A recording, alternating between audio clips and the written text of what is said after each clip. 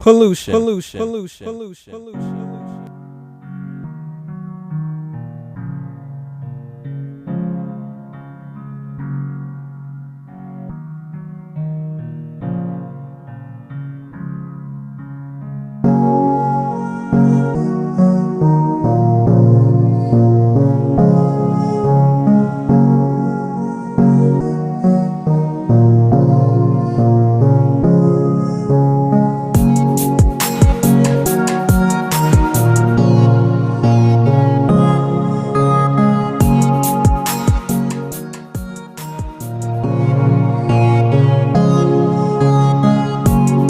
Welcome to the King Moolah TV podcast.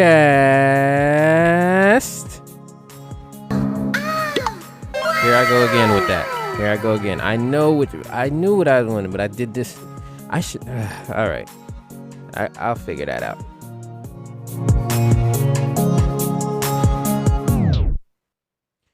Anywho, welcome back, y'all. Today's topic is another passionate one that I am. I haven't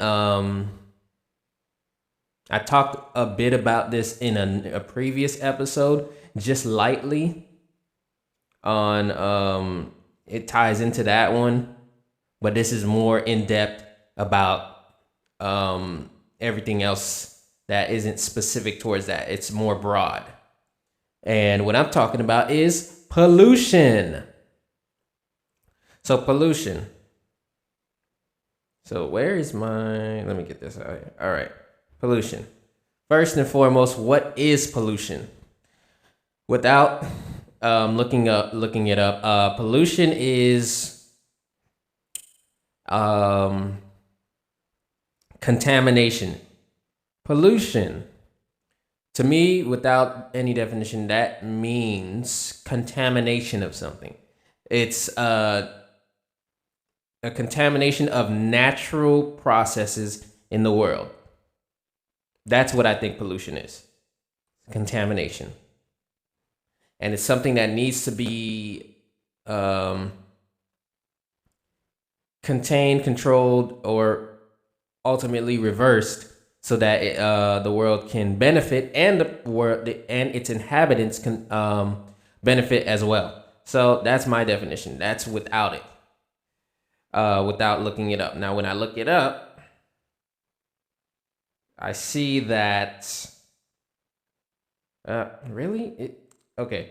New Oxford American Dictionary defines pollution as the presence in or introduction into the environment of a substance or thing that has harmful or poisonous effects. That's the New Oxford Dictionary. Let's see. National Geographic Society. This is also, so I don't even have to use Webster and all that because there's one for Britannica, there's one for National Geographic Society, and National Geographic Society defines pollution as the introduction of harmful materials into the environment. These harmful materials are called pollutants. All right. Now I'll go to Britannica and then I'll just do I'll do a couple more after that. Britannica defines it as when an amount of any substance or any form of energy is put into the environment at a rate faster than it can be dispersed or safely stored. Term pollution can be referred to both artificial and natural materials that are created, consumed, and discarded in an unsustainable manner. So it's not just things that are artificial. It can also be there can also be natural pollutants. That's good to know, right? All right.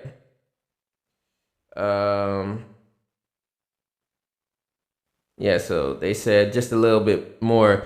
The addition of any substance or any form of energy to the environment at a rate faster than it can be dispersed, diluted, decomposed, recycled, or stored in some harmless form. Okay? That's what Britannica says. Now let me go to Wikipedia is going to say almost pretty much the same thing. Introduction of contaminants, I say contamination, into the natural environment that cause adverse change. Okay, and let me go to Merriam-Webster. Okay, and that's the last definition I'm gonna put on it. Okay, then I'll just do the etymology, and then I'll get straight into what I'm talking about. So, pollution by Merriam-Webster defines it as the action of polluting. That's usually it because it's a noun and it's always the action or the state of something or the quality. So it's the action of polluting. So I guess I'll pollute. I'll just make it to short and sweet. To make ceremonially or morally impure. To make physically impure or unclean. Okay? That's what Merriam-Webster defines pollute and pollution. All right, now for the etymology of it.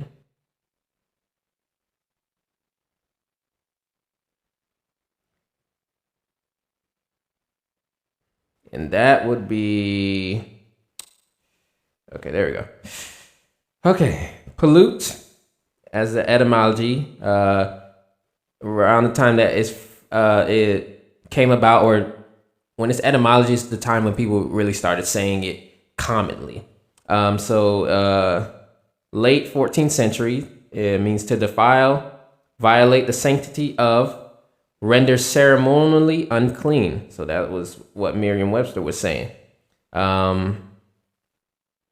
Yeah, make physically foul. Now, pollution, mid 14th century, discharge of, discharge of, why did it even, I'm probably just gonna skip that because I wanted this episode to be clean. Okay. Yeah. Let me see. Okay, I'll put desecration, profanation, defilement, legal or ceremonial uncleanliness or uncleanness. From the late Latin pollutionem. Yeah. Okay, so that's it. If you really want to see the definition that I skipped over, or the etymology that I skipped over, you can look that up on the online etymology dictionary. Okay, for pollution. All right, now to get into the main parts of the episode. So we know what pollution is. I defined it a few different times, and you got the origin. So, what kinds of pollution are there? Here are the main kinds of pollution on there. Okay, we got a big one, which is air pollution. We got another big, well, these are three big ones. But we got air pollution, water pollution, land pollution. Those are the three big ones. But there is, I believe, 5. Let me just make sure that it is. Make sure my information's up to date. Okay, so we got air, water, soil, which is land, noise. Oh, it's 4? I thought it was interesting. I thought it was a bit more. Was it 4 or was it? Okay, yeah. There is a lot more. I was thinking 5, but apparently it can go. It's pretty much up to 9. Wow. Well, no. I mean, okay. I guess plastic for certain places, it depends on like what kind of pollution are there. Okay, so I'm gonna just say this: the 3 main types of pollution, the 3 biggest ones three biggest ones that are easily defined are air pollution, water pollution, and land pollution. You can also hear soil pollution, noise pollution, radioactive contamination, thermal pollution, light pollution, visual pollution, which I've never heard of. I've never heard of visual pollution, so I got to see what that means. What does that even mean? Visual pollution refers to the visible deterioration and negative aesthetic quality of the natural and human-made landscapes around people, and to the study of secondary impacts of man-made interventions. It also refers to the impacts pollution has in impairing the quality of the landscape formed from compounding sources of pollution to create the impairment. Visual pollution disturbs the functionality and enjoyment of a given area, limiting the ability for a wider ecological system, from humans to animals, to prosper and thrive within it due to the disruptions to their natural and human-made habitats. Although visual pollution can be caused by natural sources, wildfires, the predominant cause comes from human sources. As such, visual pollution is not considered a primary source of pollution, but a secondary symptom of intersecting pollution sources. Okay. As such, visual pollution is not considered a primary source of pollution, but a secondary symptom of intersecting pollution sources. Its secondary nature and subjective aspects sometimes makes it difficult to measure and engage within quantitative figures for policymakers. However, for the history of the word pollution and pollution's effects over time reveals the fact that every form of pollution can be categorized and studied in its three main characteristics, namely contextual, subjective, and complex. Yeah, so, instances of visual pollution can take forms of plastic bags stuck in trees, advertisement with contrasting colors and content, which create an oversaturation of anthropogenic visual information within a landscape, to community-wide impacts of overcrowding, overhead power lines, or congestion. Poor urban planning and irregular built-up environments contrast with natural spacings, creating alienating landscapes. The effects of visual pollution have primary symptoms such as distraction, eye fatigue, decreases in opinion diversity, and a loss of identity. It's also been shown to increase biological stress responses and impair balance. As a secondary source of pollution, there's also compound with the impact of its primary source, such as light or noise pollution, that can create multi-layered public health concerns and crisis. Wow, what a paragraph. Not a paragraph. It's a couple paragraphs. Okay. I see where they're coming from with that. So I get it when it comes to like overcrowding or it's just traffic jams. That's a visual pollution. Like traffic jams, now that I read it and now I'm thinking about what would be considered visual pollution, I would consider traffic jams being a visual pollution because it's just an overcrowding for certain things. Visual pollution, that is pretty subjective when it comes to affecting how it is, but it is pretty important and it can be categorized. As they said, this is from Wikipedia. If you want to look more into that, I didn't know what it was, so I wanted to read it through, and I read it through with you guys. So, and gals. All right. So, like I said, main types of pollution. We're going to focus on the big ones, obviously. Land, water, and air.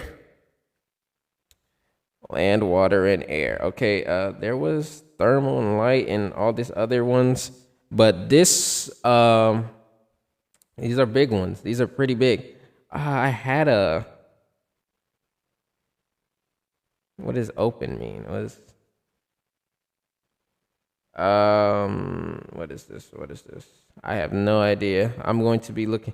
So those are the main types of pollution. Dang. I'll just go off of what I know for right now, and then I'll probably look into it.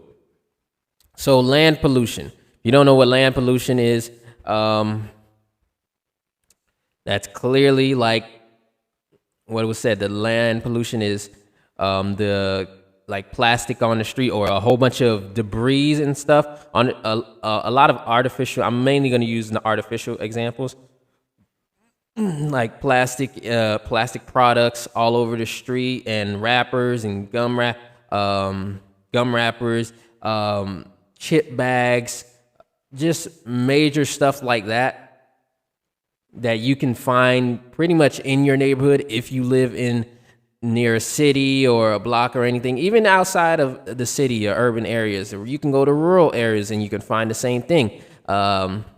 Yeah, that's a lot of there's a lot of pollution there just visually, and that's also part of visual pollution. What you see on the street and the garbage on the ground and that nobody's picking up, all the cups and plastic cups and cups in general, and a lot of broken junk like old wood. Well, no, that's more natural. But yeah, it's still a part of land pollution. Old wood, old metal, just a lot of like things like a junkyard. That's also even though it's contained somewhere. But if you think about all the things that you would find in a junkyard, but they're laid out on the street, not contained in a facility. That's what you would consider land pollution. Water pollution, like I said, we're still gonna go back to plastic because it's really a big one. Plastic. There's an island called, I think it's called the Great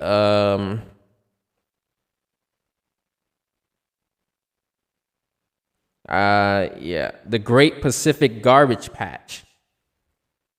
The Great Pacific Garbage Patch is basically an island of floating trash. It's just in the Pacific and it's floating, and it's so much of it out. It's so much of it that it's huge, and it's a lot of pollution, and it's honestly it's let me look more into it. It's a collection of marine debris in the North Pacific. Marine debris is litter that ends up in the ocean, seas, and other large bodies of water. They got an eastern garbage patch, a subtropical convergence zone, and a western garbage patch. Also known as the Pacific Trash Vortex, is it's a lot. It's collected. Oh, excuse me. It's garbage patch is bounded by the massive North Pacific subtropical gyre. Y'all don't know what gyre is? It's I forgot. It's like a whirl. It's like current. It's like a current that moves around like that. Let me just go to the Ocean Service or the National Ocean Service and to give you the definition of a gyre. So okay. Wind, tides, and differences in temperature and salinity drive ocean currents. The ocean churns up different types of currents, such as eddies, whirlpools, or deep ocean currents. Larger, sustained currents, the Gulf Stream, for example, go by proper names. Taken together, these larger and more permanent currents make up the systems of currents known as gyres. So yeah, it's currents. It's just really large. It's a system of currents called gyres. There are 5 major gyres: the North and South Pacific subtropical gyres, the North and South Atlantic subtropical gyres, and the Indian Ocean subtropical gyre. Okay? So that's what it is. GYRE. If you want to look more into that, you can. Informational apps. Okay, weird. But that's the information for a gyre. So, microplastics. Most debris in the Great Pacific Garbage Patch is plastic. Plastic is not biodegradable, meaning it does not disintegrate. It simply breaks into tinier and tinier pieces known as microplastics. Microplastics of the Great Pacific Garbage Patch can simply make the water look like a cloudy soup. That's so bad. Plastic debris. Mixed in with microplastics are larger pieces of plastic. Most plastics are refused from land activities in North America and Asia. Some plastics are accidentally dumped from ocean-going vessels. All of the plastics on this page were culled from the Great Pacific Garbage Patch. Marine debris can prevent algae and plankton, the photosynthetic producers in the marine food web, from receiving enough sunlight to create nutrients.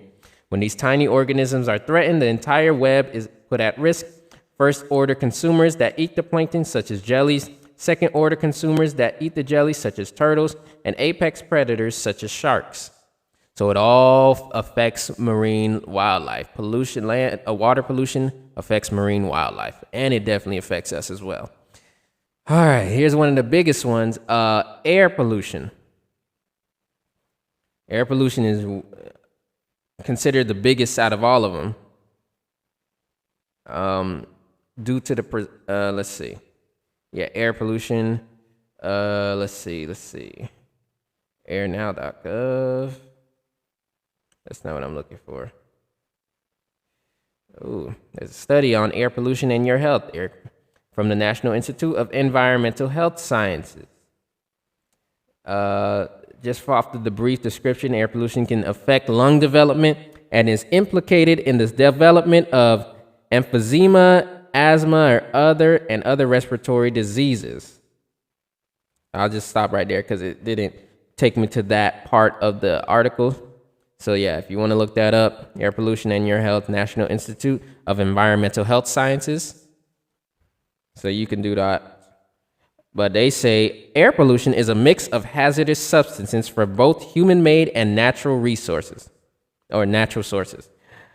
Vehicle emissions, fuel oils, and natural gas to heat homes, byproducts of manufacturing and power generation, particularly coal-fueled power plants, and fumes from chemical production are the primary sources of human-made air pollution. So air pollution is mainly human-made. Well, most of the pollution is mainly human-made. There is natural pollution, but natural pollution usually just cleans itself up. Like without human intervention or activities, natural pollution is not a problem. That's just what happens at times. And we can intervene and help the natural pollution to where it's not so, to where, I don't know, it just makes it a lot better for us and the environment. But natural pollution has never affected the environment to the extent of where it's causing so much worldwide damage. And I'm about to get into who's responsible. Who's responsible for all of this is mainly us. It is our responsibility. Now, who's causing most of it? Corporations. I'm just plain and simple. Corporations. 100 corporations. I seen an article. I'm gonna put this up right now. Yep, there we go. And they got it. I got it right now. Just 100 companies responsible for 71% of global emissions. A relatively small number of fossil fuel producers and their investors could hold the key to tackling climate change. Just 100 companies have been the source of more than 70% of the world's greenhouse gas emissions since 1988, according to a new report. The Carbon Majors report pinpoints how a relatively small set of fossil fuel producers may hold the key to systematic change on carbon emissions. Okay. Traditionally, large-scale greenhouse gas emissions data is collected at a national level, but this report focuses on fossil fuel producers. Compiled from a database of publicly available emission figures, it is intended as the first in the series of publications to highlight the role companies and their investors could play in tackling climate change. Okay. The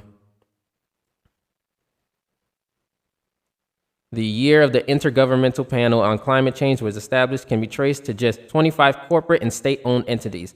The scale of historical emissions associated with the fossil fuel producers is large enough to have contributed significantly to climate change, according to the report.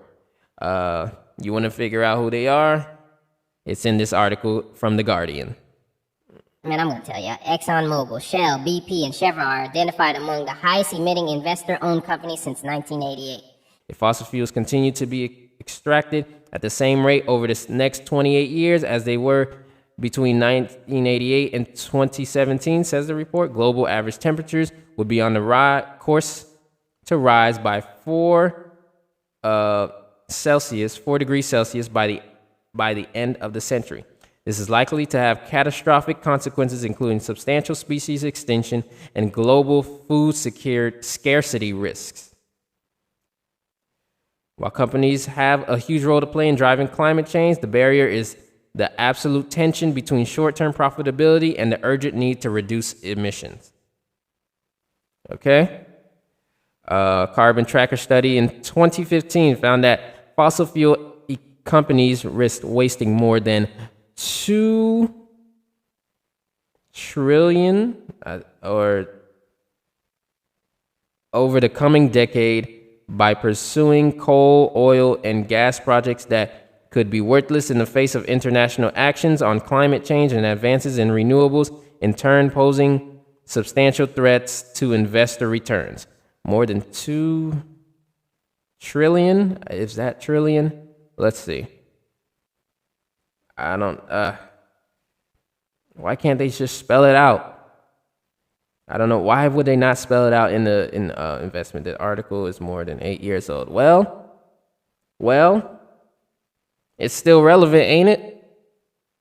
You want me to find something closer to what I'm talking about? Then y'all can go ahead and do that. Okay. All right. Let me see. Let me find something more update. That ain't my fault that y'all. Excuse me. See, 2017, that's on y'all. Why don't y'all update this information then so it's not so late? I mean, it's still good information, but I mean, okay. Not my fault. That's y'all. Corporations versus consumers. I'm going to just say this.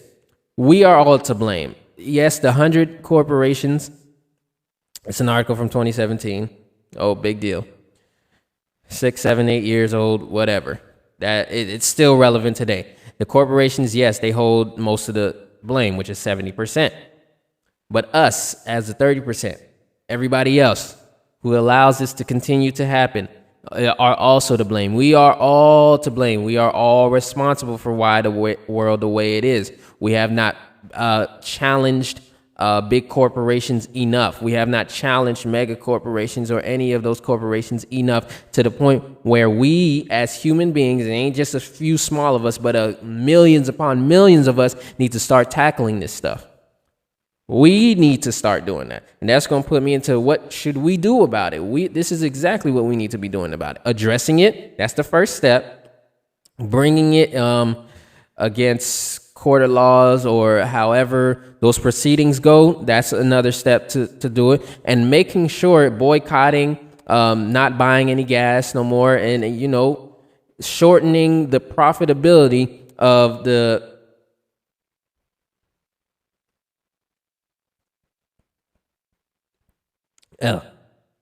shortening the profitability of these corporations by not buying their fuel from gas stations or anything like that. Now, I know that's a tall order for people who got to go to work and who got to do this and that. Listen, the world's not going to change without some sacrifice. The world's not going to change for the better, I should say, without some sacrifice. You need to be able to sacrifice something in order to get something back of a greater reward. That's just how it goes. You need to be serious about it. You cannot expect you can't expect these people to do good if they're fueled by your ignorance and fueled by your fear to not do anything about it, that you just want to do the simple life. Well, let me just tell you, life ain't that simple because it was made that way. It should be simple. Most of it is simple, and a lot of the solutions are simple. But because they play on your fears, they play on your health, they play on making sure that you stay in line.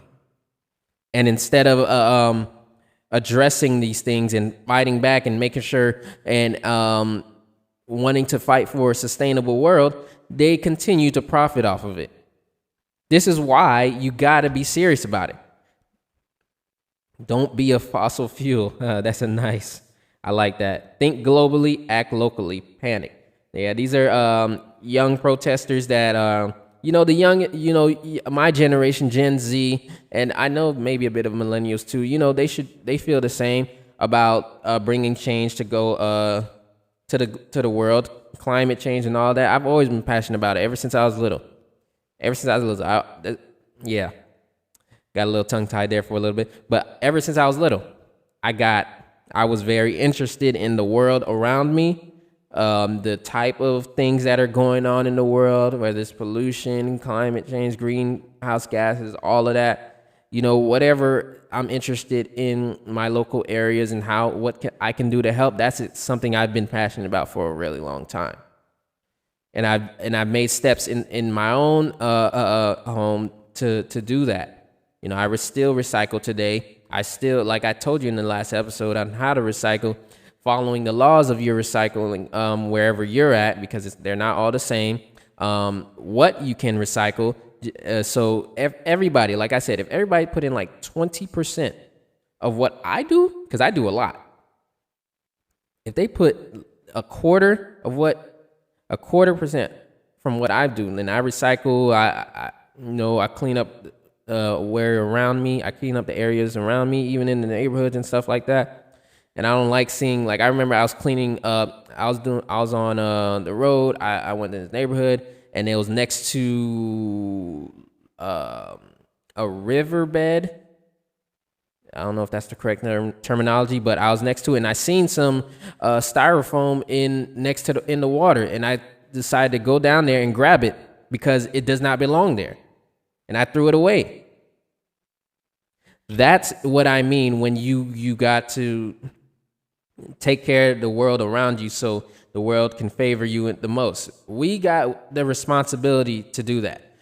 I get the world is complicated and there's a lot of things you got to know and you got to be able to understand things, but you got to put in that work. We would want it to be simple, but you guys got to have that passion of wanting to make the world a better place. Don't expect these politicians to do what they're supposed to be doing for you because they are not serving us. They are supposed to be serving us because that's what the origin of the government is to serve the people. But we have not been served for so long. We are not have been served for so long. And there's a lot of things happening right now in the politics that are not serving us. So what we need to do when it comes to pollution, we have to be responsible for making it known, one. For two, understanding that we have a job to do, and that is to protect our planet, and that is to make it sustainable for ourselves. Not only for ourselves, but all the other inhabitants and organisms of the world. Marine life, all the animals that we see in Animal Planet or National Geographic or the zoo or wherever that we see animals, even in our backyards. All of that plays a part. We need to clean up. We got a lot of cleanup to do, and it may seem like it's dumpster fires everywhere, but let's handle these dumpster fires once at a time. Nobody's telling you all or you as one individual to help to take out all those fires. This is a community project. This is a community-based problem. And in your community, the world community is, as I'm referring it to, we have jobs to do to take them out either simultaneously or once at a time. We can focus on one and we keep going until they're all put out. Because this is what it is. It's a lot of artificial stuff going on that is not helping us whatsoever. That's making the quality of our life worse. And we're just buying into it as if we don't care when we should. It is not a good thing to just be sitting around and waiting for somebody to do the work for you. You got to get up every single day. You got to be fulfilled. Are you fulfilled with yourself when you wake up every single day and you go to your job? A lot of people are not fulfilled because there's a lot of people who aren't getting paid the wages that they should. They're not getting paid livable wages, and there's hyperinflation, and there's all these other things that are making it harder to live. So I know that a lot of people are not satisfied with the world of the way it is today. That's why we have to take action. We got to go back. We have to take our world back. We have to do it. Nobody else is going to do it. You have to put in the work every single day. And nobody says you got to go out to Washington and do it by yourself. Find like-minded people. Clean up your communities. Everything happens. Start in your community. Start in your house. If your house is a mess, clean it up.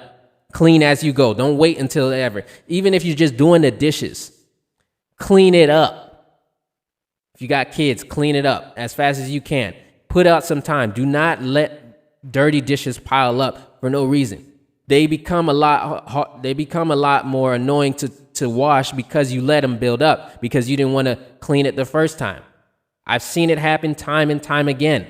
Clean up your house, clean up your room, I'm definitely gonna start. I'm gonna clean up more just because I'm a little cluttered. There's a little things that are cluttered in my room that I will definitely get to. Okay. So I'm putting that responsibility on me too. It's not just y'all. I'm doing the same thing. I'm waking up and I'm seeing if I'm fulfilled, if I'm doing the things that I should be doing. If I'm working towards building a sustainable life for myself, and not only myself, but for the world. Because when I'm good, I know I can help other people. That's why we good. We got to make sure first off, we have to make sure we are good for ourselves. Then after we know our place that we're good, then we can help other people get to that level. Because that's what we're supposed to do. It's always been about community. It's always been about cooperation, teamwork. To help build a sustainable world, we need to do that. That is exactly why. It's exactly why I want to keep.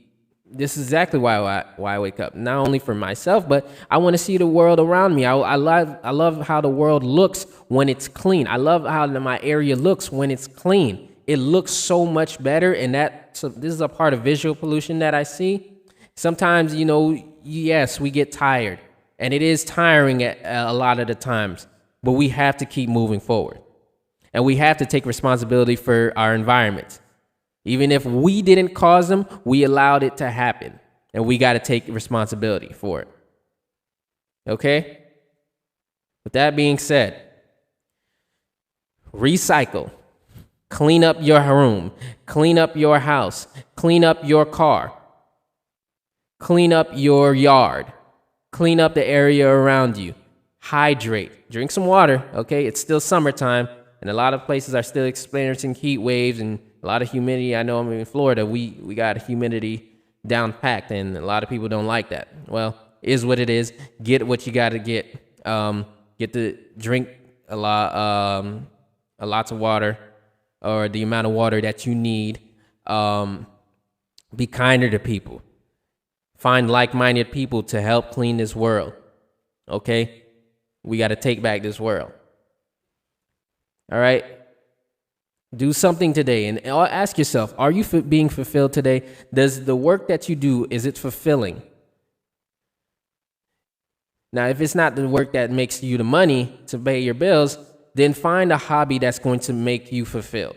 Find something, like I said, find like-minded people, an organization, a group, or, just find like-minded people that can help you make this world a better place. All right? Because that's what we need to be working towards. That's exactly what we need to be working towards. That being said, I'm King. It's King Mullah TV Podcast. I'm out of here. Doozy.